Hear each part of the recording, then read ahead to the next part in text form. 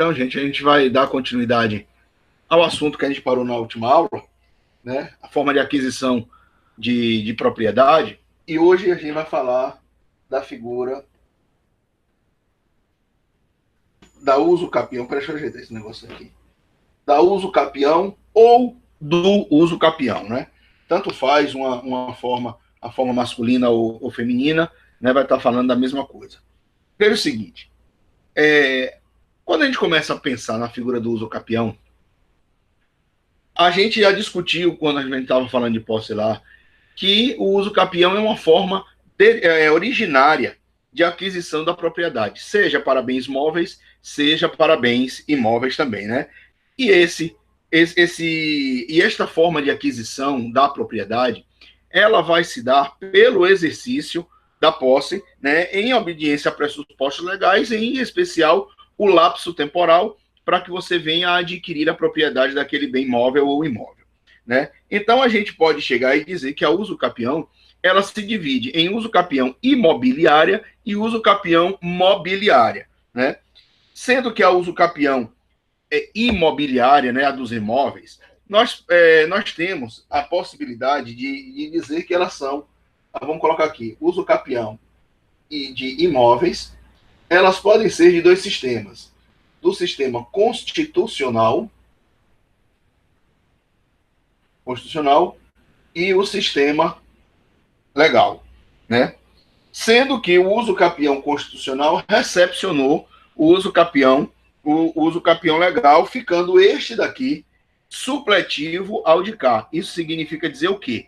Que sempre que a gente estiver analisando a possibilidade de uso capião de um bem imóvel, a gente primeiramente tem que ver se ele é pelo sistema constitucional. Se for pelo sistema constitucional, a gente aplica as regras dele. Se não for possível aplicar a regra do sistema constitucional, automaticamente você já pensa na aplicabilidade da uso capião legal. A gente vai fazer a distinção desses três aqui, né? Então, a uso capião constitucional, ela prevê, deixa eu até tirar aqui, diminuir aqui, a uso capião constitucional, ela prevê dois outros tipos, duas espécies de uso capião, chamado o uso capião pro mísero e o uso capião pro labore, né? Esse daqui, o uso capião urbano, o uso capião rural. Ok? Então, essas duas modalidades, elas estão expressamente previstas no Código Civil, nos artigos 1239 e 1240 do Código Civil. Vamos ler aqui para ver. 1239. Aquele que, não sendo proprietário de imóvel rural ou urbano, e possua como sua, por 5 anos ininterruptos, sem oposição, área de terra em zona rural, não superior a 50 hectares, tornando-a produtiva por seu trabalho ou de sua família, tendo nela a sua moradia, adquirir-lhe-á a propriedade. Ou seja, estamos falando aqui da uso capião pro labore. Um terreno em zona rural, né? Em zona rural, não superior a 50 hectares, veja os pressupostos. Tem que ser zona rural, não pode ser superior a 50 hectares, a pessoa tem que transformar ela em uma terra produtiva, né, com o seu trabalho ou de sua família, morar nesse imóvel e não ser proprietário de outro imóvel rural ou urbano. Tá certo? Então aí você tem as características da uso capião constitucional, pro labore ou uso capião rural. Veja o que diz aqui o 1240. Aquele que possuir, né, aqui que é o promísero, aquele que possuir como sua área urbana de até 250 metros quadrados, por 5 anos ininterruptamente e sem oposição, utilizando-a para sua moradia ou de sua família, adquirir-lhe-á o domínio, desde que não seja proprietário de outro imóvel urbano ou rural. Né? Então veja que todos dois aqui, tanto o constitucional urbano ou o constitucional rural, ele estabelece um prazo de 5 anos de exercício de posse ininterrupta, tá certo? Observando que no uso capião urbano, o imóvel tem que ser de até 250 metros quadrados, ele não ser possuidor de outro imóvel urbano ou rural, está em 5 anos de forma ininterrupta, né? Aí veja as informações que vem aqui no 1240 ainda. Parágrafo 1º. O título de domínio e a concessão de uso serão conferidos ao homem ou à mulher, ou a ambos, independentemente do estado civil. O direito previsto no parágrafo antecedente não será reconhecido ao mesmo possuidor mais de uma vez. Aí veja a complementação que foi criada por uma lei, a Lei 12.424 de 2011, que estabeleceu a figura da uso capião familiar, né? Ou seja, a uso capião familiar é uma derivação da uso capião urbana, né? Uso capião familiar, artigo 1240-A, né? 1240-A. Aquele que exercer por 2 anos, veja que aí já diminui para 2 anos, ininterruptamente e sem oposição, posse direta, com exclusividade, sobre imóvel urbano de até 250 metros quadrados, cuja propriedade divida com ex-cônjuge ou ex-companheiro que abandonou o lar, utilizando-o para a sua moradia ou da sua família, adquirir-lhe-á o domínio integral, desde que não seja proprietário de outro imóvel urbano ou rural. Tá certo? Então veja que a uso capião urbana, ela que derivou e fez uma derivação para a uso capião familiar, estabelecida no artigo 1240-A. Então, esse 1240-A, ele é específico para as pessoas que viviam em coabitação, que eram casados ou viviam em união estável, né? E se um dos companheiros, um dos cônjuges, abandonou o lar por mais de 1 ano, por mais de 2 anos, né? Então, a pessoa que ficou dentro do imóvel, ela tem o direito de adquirir a propriedade integral, né? Desde que não seja proprietário de outro imóvel urbano ou rural e desde que a propriedade fosse dividida com o ex-cônjuge. Porque, veja, se eu sou casado pelo regime da separação convencional de bens, vocês vão aprender isso em direito de família. O imóvel que eu levo para o casamento ou que eu venho a adquirir com o meu dinheiro, o imóvel é meu, não é da minha esposa, porque ela não tem direito à meação. Então, esse imóvel, se eu abandonei o lar, ela não tem direito a uso capi, porque essa propriedade eu não dividia com ela, porque nós não tínhamos meação em relação a este imóvel. Entenderam, gente, essa parte?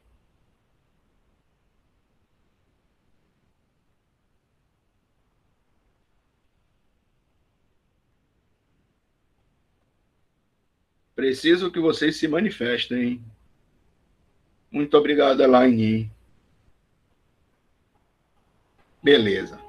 Tá certo? Agora, veja que eu tenho aqui ainda outras uso-capiões que a gente tem que analisar. Vamos pensar aqui ainda na uso-capião imóvel ainda. Além dessas daqui, né, eu tenho a uso-capião legal, né, que é bem de bem imóvel também, legal, que é trabalhada pelo Código Civil, pelo Código Civil, especificamente nos artigos 1238 e 1238, parágrafo único. Veja que são duas aqui, que ele está estabelecendo a uso capião legal, as duas modalidades de uso capião extraordinária e uso capião ordinária. Veja aqui o que diz o 1238.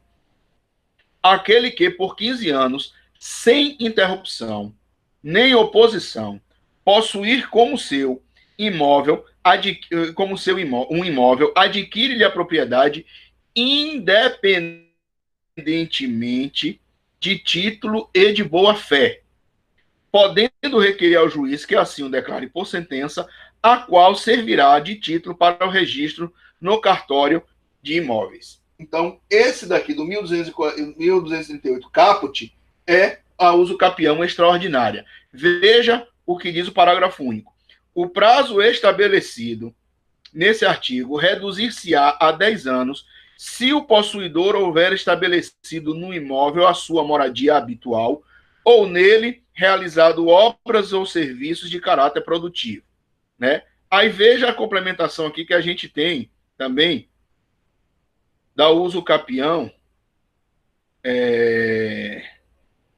ordinária, que também está no 1242.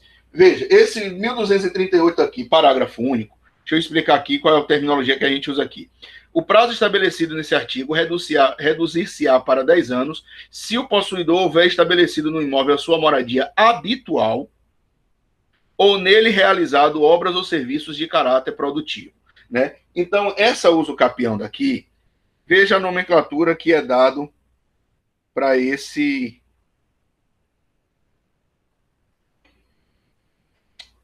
uso capião. Peraí. Deixa eu pegar aqui.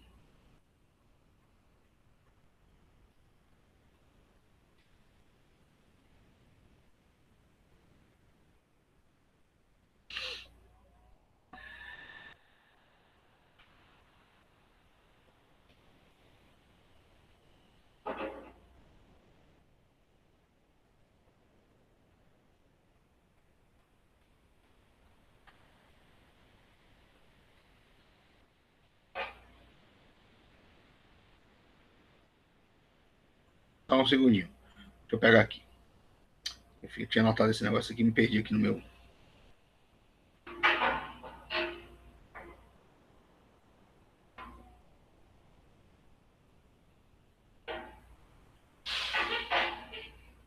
Não, não é adjudicação, não, Elane. É um nome específico que a gente tem.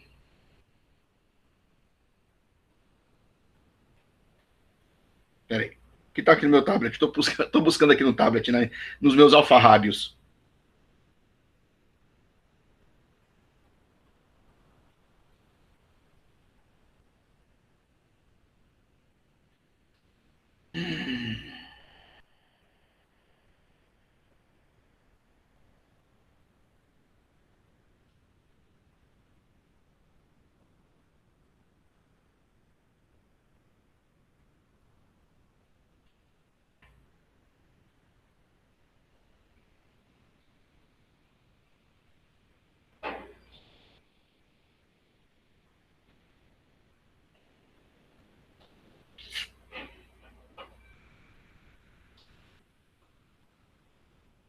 Do Estatuto da Cidade.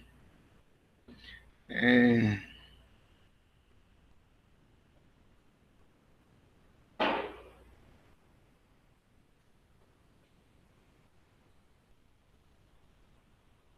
do Estatuto da Cidade, rapaz.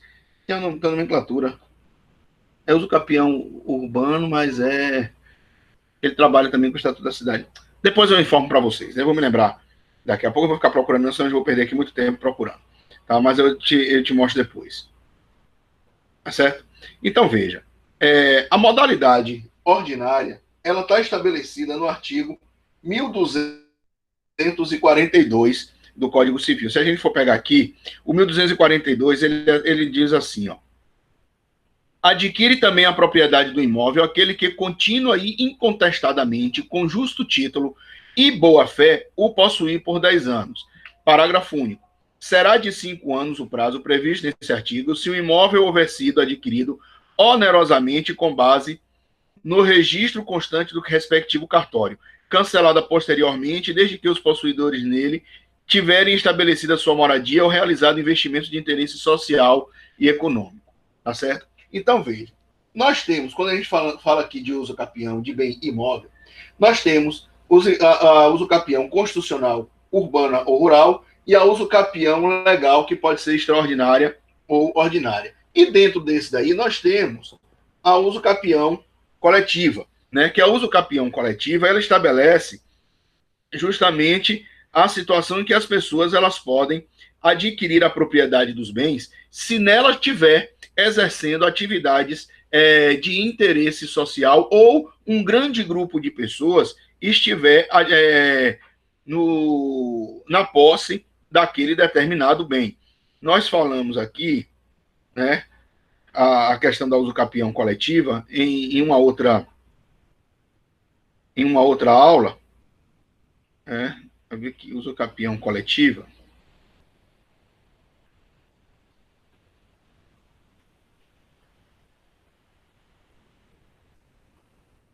que é estabelecido a usucapião coletiva pelo Estatuto da Cidade, Lei 10.257 de 2001, que no parágrafo 10 diz o seguinte: as áreas urbanas com mais de 250 metros quadrados ocupadas por população de baixa renda para sua moradia por 5 anos, ininterruptamente e sem oposição, onde não for possível identificar os terrenos ocupados por cada possuidor, são suscetíveis de serem usucapidas coletivamente, desde que os possuidores não sejam proprietários de outro imóvel urbano ou rural. Então, aqui está no artigo 10 do Estatuto da Cidade, tá certo? Então, veja que nós temos algumas várias modalidades de uso capião de bens imóveis, né?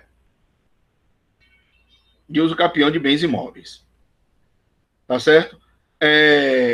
Então, o que a gente está trabalhando muito mais aqui com a questão da uso capião é justamente se analisar o prazo da uso capião para você estabelecer qual dessas modalidades é e a possibilidade de você diminuir ou não o tempo para a pessoa vir a adquirir a propriedade daquele bem imóvel, né? Deixa eu verificar aqui. Deixa eu pegar aqui.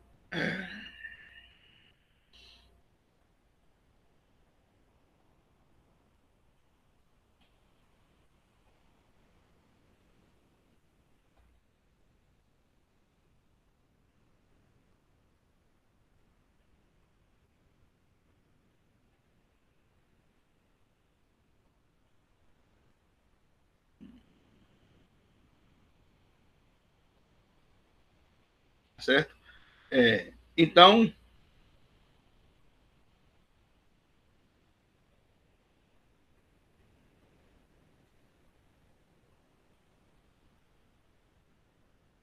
é possível que esses prazos que a gente está vendo aqui, tanto do uso capião extraordinário quanto do uso capião ordinário, eles venham a diminuir o seu prazo se você estiver estabelecendo efetivamente a moradia com a pessoa, com a moradia com a sua família para o exercício dessa aquisição imobiliária. Tá? Então vamos lá. Na uso capião imóvel, eu tenho vários prazos. Eu tenho prazo de 5 anos para poder usucapiar. Eu tenho um prazo de 10 anos. Eu tenho um prazo de 15 anos. Então, a gente só vai analisar exatamente isso daqui que foi estabelecido como prazo para você adquirir a propriedade ou não do imóvel urbano ou rural. Deixa eu pegar aqui o que diz o artigo da Constituição, Constituição, o artigo 183. Veja o seguinte: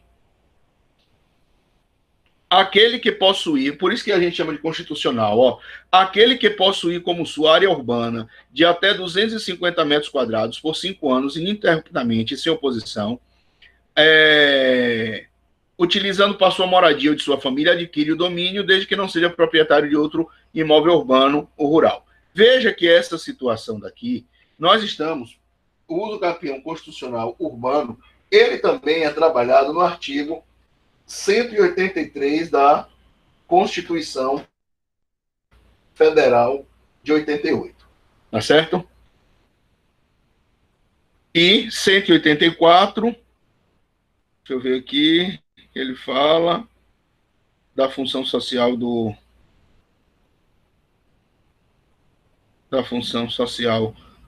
da propriedade, e artigo 191 da Constituição, ele fala da uso capião rural. Então veja que essas duas, né, o Código Civil também contemplou essas duas, então significa dizer que a Constituição recepcionou aquilo que está determinado no Código Civil, que na verdade foi o Código Civil, como ele é posterior à Constituição, ele praticamente copiou e colou os artigos 183 e 191 da Constituição, estabelecendo esse direito de aquisição imobiliária. Tá certo? Agora veja, quando a gente pensa aqui na uso capião legal, a gente não veja que na uso capião extraordinária, legal extraordinária, ela não estabelece como pressuposto como requisito para uso capião você ter o justo título e nem boa-fé. Basta você comprovar o lapso temporal de que você está há 15 anos de forma ininterrupta lá. Agora, quando você fala da uso capião ordinária, o próprio artigo diz que a pessoa precisa apresentar o justo título. Aí começa a se questionar o que seria esse justo título. Por quê?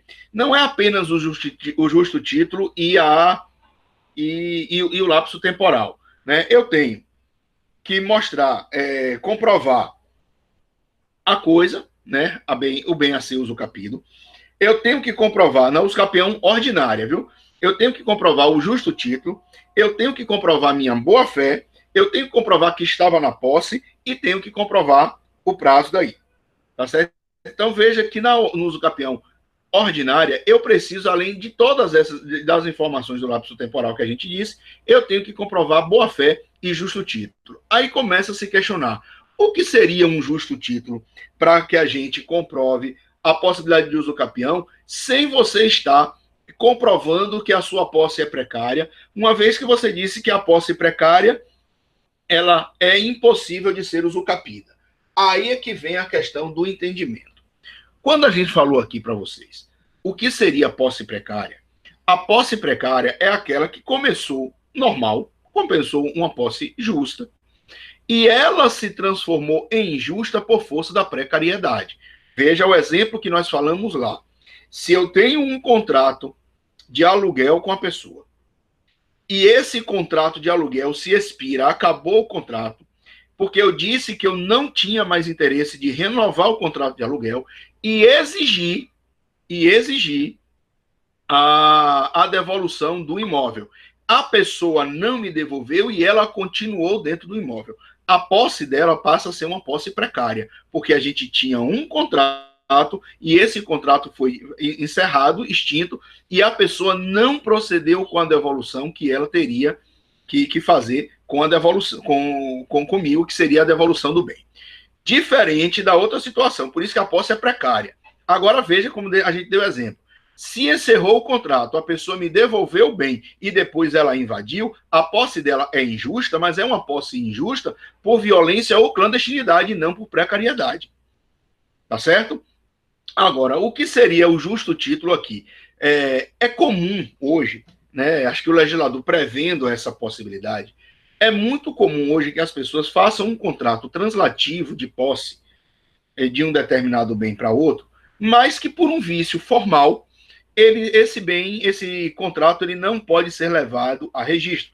Os chamados aí, minha amiga Elaine pode até me confirmar muito e com muito mais sapiência, né? Aquela questão dos contratos de gaveta, né? O qual a pessoa não registra o contrato e transfere a posse para uma pessoa. Se aquela pessoa, com esse contrato de gaveta daí, ela fica 15 anos, passa 10 anos lá, ela pode pleitear a uso capião, porque ela tem um justo título. Só que por um vício formal, qual é o vício formal? O contrato não foi levado a registro no cartório de imóveis. Então, esse é um justo título. Né? Então, o justo título é efetivamente um documento que transfere, que não foi registrado, exatamente. É um documento que transfere a posse de um bem para uma outra pessoa, só que você tem um vício formal em relação a ele.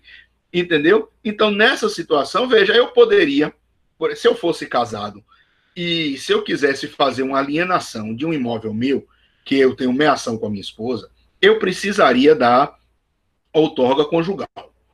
Vamos imaginar que eu tenha feito um contrato com uma outra pessoa sem a assinatura da minha esposa. Veja que ele tem um vício. Só que aquela pessoa que ficou lá 10, 15 anos, que ficou 10 anos naquele imóvel, ela pode vir a pleitear uso capião. Entendeu? Porque ela tem um justo título. Ela estava de boa fé, inclusive. Quem estava de má fé era eu, mas quem estava de boa fé era ele. Ele não tem obrigação de saber se eu sou casado ou não. Entendeu? Aí começam as discussões, né, em relação a essa questão do título ser justo ou não. Veja que tem algumas outras historinhas. Eu questiono aí para vocês agora. Raciocine. A gente ainda vai falar aqui de usufruto. Mas a gente, de vez em quando a gente comenta aqui o usufruto, eu digo para vocês que o usufruto ele tem sua extinção ou pelo lapso temporal, né? Se eu faço um usufruto temporário, ou um usufruto vitalício, né? O que é que significa dizer? Se o usufruto ele for temporário, ao final daquele período, a pessoa me devolve o bem, porque o direito real sobre a coisa ali que ele possuía se extinguiu ali com o término do contrato de usufruto. Mas se o contrato de usufruto for vitalício, com a morte da pessoa, automaticamente extingue-se o usufruto e esse direito de usufruto não passa para os herdeiros daquela pessoa. Então vamos imaginar que eu tenha feito um usufruto vitalício com uma pessoa. Essa pessoa, na condição de usufrutuário, vem a óbito e o filho dele permanece no imóvel. Essa pessoa, o filho dele, tem justo título? Raciocine aí.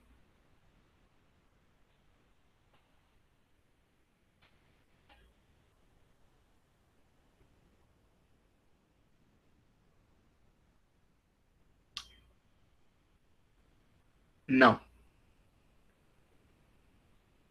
Não tem, Alane, pelo simples fato, pelo simples fato de o usufruto ele se extinguir automaticamente com a morte do usufrutuário. Então o contrato deixa de existir. Não tem título.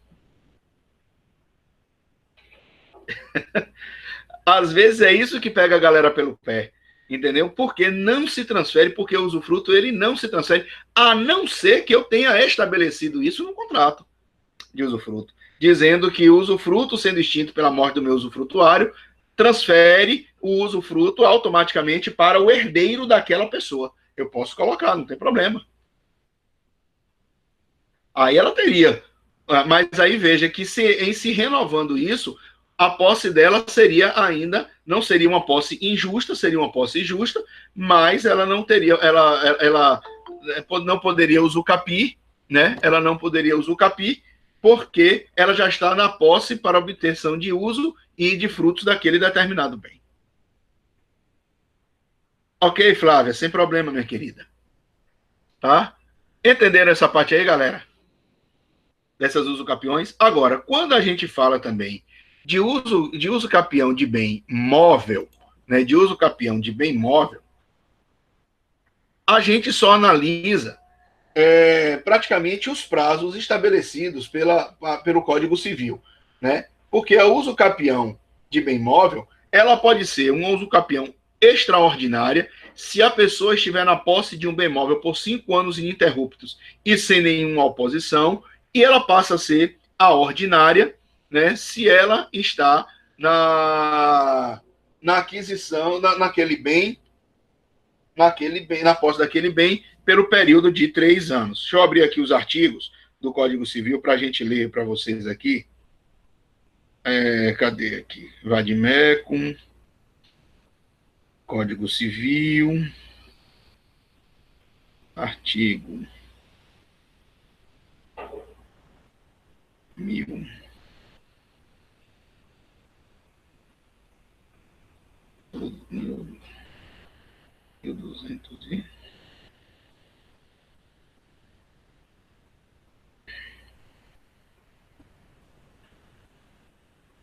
1260.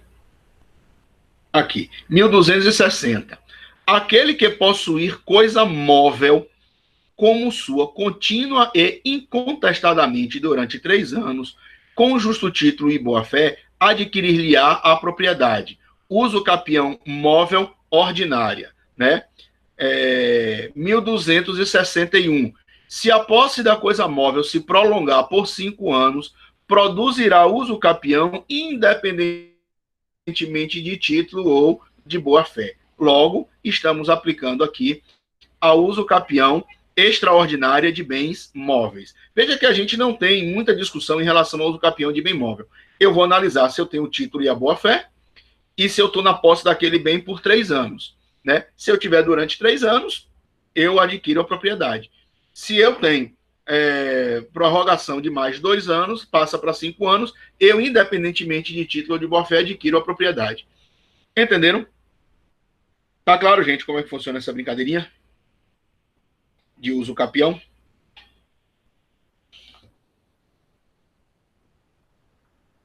Agora, veja o seguinte, quando a gente começa a analisar a uso capião constitucional especificamente, né, a gente tem que pensar, em especial, a uso capião constitucional rural. Veja que a gente tem que analisar o que é a zona rural. Tá? Veja, a uso capião constitucional, promísero ou prolabore, vai utilizar o critério do que seja zona urbana e do que seja zona rural. A gente não pode tirar esse foco também. Só que o nosso ordenamento jurídico, né, o nosso sistema, ele trabalha, o ordenamento jurídico como um todo, não o ordenamento jurídico civil, mas o ordenamento jurídico brasileiro, ele trabalha com 2 parâmetros para que você determine se o imóvel ele é um imóvel urbano ou ele é um imóvel rural. E esses sistemas que são trabalhados pelo Código Civil, pelo ordenamento jurídico brasileiro, né, eles trabalham com o critério da localização, né, e o critério da destinação. Né? O da localização é um critério topográfico, né, onde o imóvel se localiza, ele vai ser considerado como um imóvel urbano, né, em município com mais de 20 mil habitantes. Se tiver numa zona que tenha menos de 20 mil habitantes, ele é considerado como imóvel rural. Só que para o direito civil, né, nós estamos aí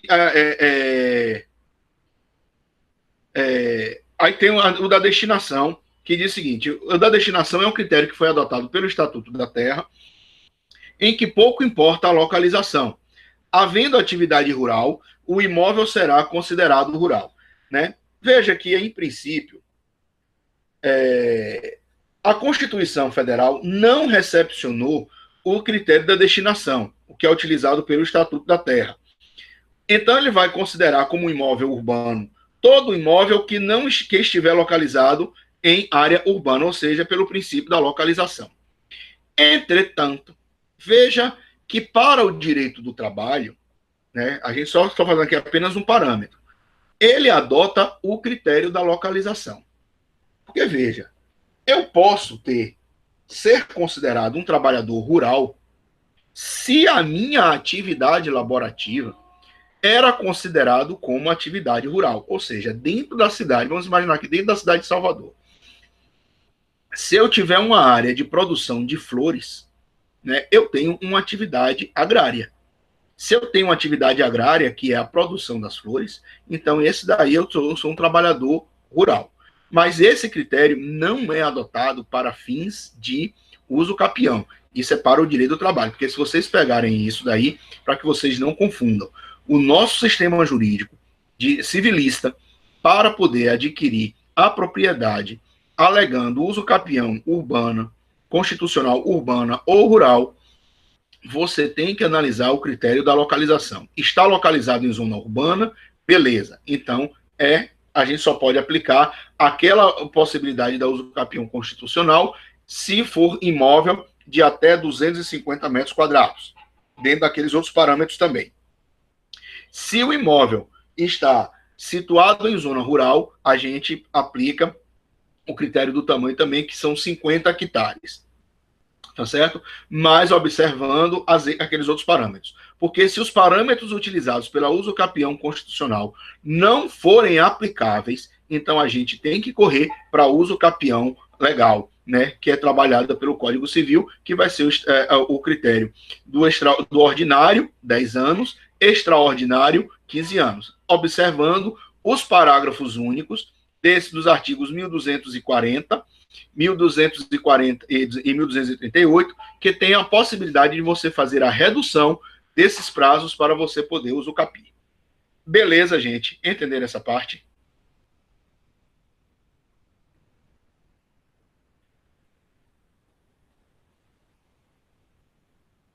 Ok. Né? Agora, a outra forma que a gente tem também. Uma outra situação importante aqui. Na usucapião extraordinária, legal extraordinária, né? A sentença do juiz é uma sentença meramente declaratória. Bom dia, Mauri. É uma sentença meramente declaratória, tá certo? Então, veja que a própria leitura do 1239, né, do 1238, ele coloca lá a seguinte informação. Cadê aqui? 1238. A partezinha final, ó. Vamos ler tudo. Aquele que por 15 anos, sem interrupção nem oposição, possui como seu um imóvel, adquire-lhe a propriedade, independentemente de título e de boa-fé, podendo requerer ao juiz que assim o declare por sentença. Esta sentença servirá de título para o registro no cartório de registro de imóveis. Então, quando você comprova os 15 anos de posse ininterrupta daquele bem, você vai para o juiz e diz, excelência, eu tenho aqui 15 anos, estou fazendo a comprovação que a minha posse era mansa, era pacífica, eu estou lá há 15 anos, entendeu? Está aqui os confinantes, né, que são os meus vizinhos, que podem comprovar essa informação. Então, o juiz vai verificar e não tendo efetivamente nenhuma oposição, a posse da pessoa era uma posse mansa e pacífica, o juiz apenas sentencia dizendo que declara o direito de propriedade através da usucapião. Então, com essa sentença, a pessoa vai no cartório de registro de imóveis e faz a transferência, ou seja, eu não preciso de nenhum contrato para poder fazer essa transferência de propriedade. Basta a sentença do juiz que declarou o direito de propriedade com base na usucapião extraordinária. Tá certo? Agora veja que a última forma de aquisição de propriedade que a gente viu aqui, eu vou me reservar e deixar para que vocês estudem isso quando vocês estiverem lá em direito das sucessões, porque o direito hereditário é uma matéria específica para você estudar. O que eu posso chegar neste momento aqui, porque a gente não adianta estar explicando para vocês como é que funciona a sucessão legítima, como funciona a sucessão testamentária, né, as formas de aquisição, a ordem de vocação hereditária, nada disso. O que nos interessa neste momento aqui para direitos reais é que vocês entendam que a pessoa, quando falece, né, posso dizer até para vocês qual é o artigo interessante, que é o artigo 1784, que estabelece o princípio da saicine. Aí eu posso ler para vocês o que estabelece isso. Aqui, ó, 1784. Aberta a sucessão, a herança transmite-se desde logo aos herdeiros legítimos e testamentários. Então, primeiro a gente para por aqui em direitos reais e que vocês entendam que essa propriedade que nós temos aqui, que vai ser importante para vocês saberem isso lá em sucessões, inclusive, que essa propriedade que as pessoas adquirem via direito hereditário é chamada de propriedade revogável, que nós já vimos aqui. E a posse que os herdeiros possuem, eles terão uma posse indireta, porque a posse direta ela ficará nas mãos do inventariante, que será o responsável pela administração do patrimônio deixado pelo morto, até que o juiz declare e determine a partilha dos bens com a qual se consolidará a propriedade dos bens e a transferência dos mesmos para o herdeiro do falecido. Tá certo? Então, veja que a posse por direito hereditário, a aquisição de propriedade por direito hereditário é uma posse derivada. Ela pode ser também originária se houver testamento, né? Então, veja, se eu deixo uma parte do meu patrimônio via testamento para uma pessoa que eu não tenho uma vinculação quase que nenhuma, né? Essa posse daquela pessoa é uma posse originária. Eu quero chegar e deixar, eu vou deixar esse meu notebook aqui para o irmão de um amigo meu que sei que está fazendo direito e isso aqui vai servir para ele estudar. Veja que eu deixei em testamento, eu posso, se tiver dentro daquilo que eu chamo de legítima, da parte disponível que eu tenho para colocar em testamento, então a posse dessa pessoa, a título de legado, é uma posse originária. Mas eu posso também chegar e deixar um legado para um filho meu. Eu deixo o meu carro especificamente para meu filho fulano de tal. Então, ele recebe também a título de legado, só que essa aí é uma posse derivada, decorrente de um legado, entendeu? Porque é meu filho, então existe uma derivação, tá certo? Então, a gente tem que pensar nesse momento, como essa forma de aquisição de propriedade decorrente de direito hereditário, né, apenas isso, que inicialmente a posse dos herdeiros é uma posse indireta, já que a direta fica nas mãos do administrador provisório e depois do inventariante, até que se proceda a partilha, e aqui a propriedade é uma propriedade revogável, até porque uma das informações que a gente dá lá em direito de sucessões é que, com a morte da pessoa, com a abertura do inventário, primeiramente tem que se pagar as dívidas do morto. E aí, se sobrar alguma coisa, se proceder à partilha dos bens. Entenderam, gente? Entenderam essa parte?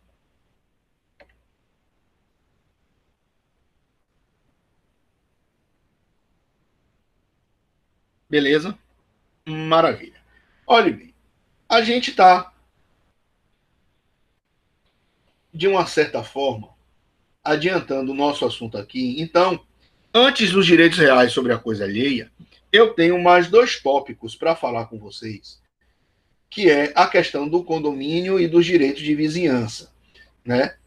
E do direito de vizinhança. Só que aí eu prefiro deixar isso para a próxima aula, porque senão a gente adianta muito o nosso assunto da segunda unidade. A gente não sabe quando é que vai terminar esse isolamento, mas eu espero que a coisa já comece a se abrir a partir da semana que vem, né? Eu acho que já vai começar a ser autorizado isso para poder a gente fazer logo a nossa V1 e a gente dar continuidade aqui o nosso assunto para a V2. Acho que sim, Elaine. Tá certo? Tudo é possível. Eu vou parar aqui a gravação e a gente continua batendo um papo aqui.